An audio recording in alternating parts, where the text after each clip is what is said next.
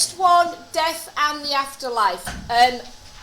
The areas that you need to focus on within this topic, starting with the soul and resurrection. So, what we did when we did this originally, we looked at what is the soul, where is the soul, does everyone have a soul? The first box then has a small box and then three to the side. The first part of the box is for that bit. So the first part of the box is for those first 3 bullet points. We need to keep this one, some of the boxes are on the smaller side, so just do your best that you can with your boxes. Christian concept of the soul then. People have souls which are capable of surviving death.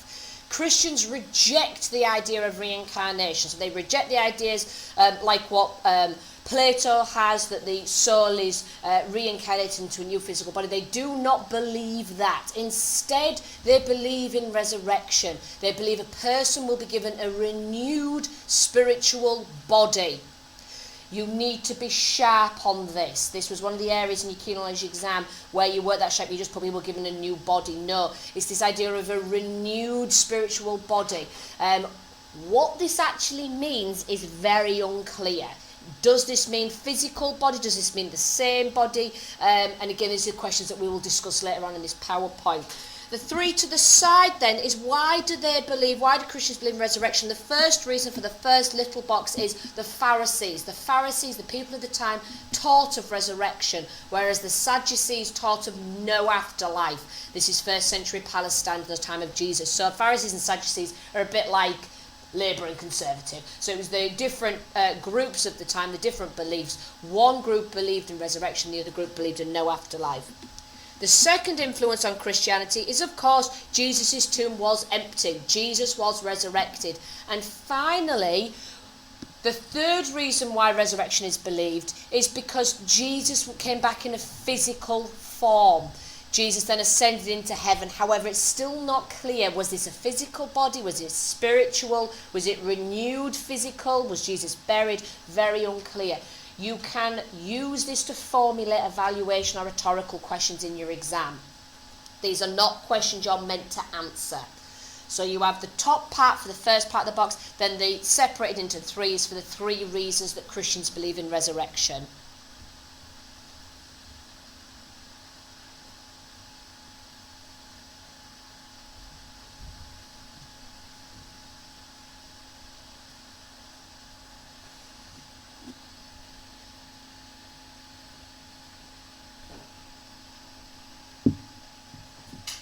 Don't forget, any questions, any problems, please do ask.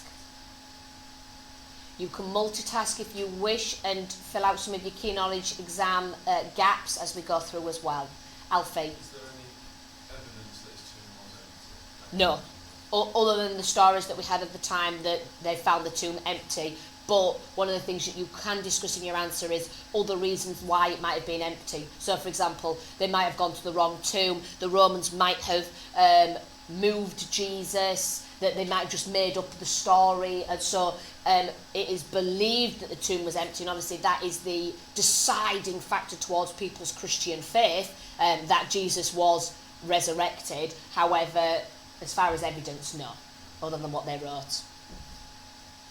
Box underneath then is split into 2. The first part is just where you need to put about the Doubting Thomas story. Now, there's nothing written on the PowerPoint for Doubting Thomas, but the Doubting Thomas goes in that first box. Doubting Thomas is the evidence that you can use that not only was Jesus resurrected, he was resurrected into the same physical body.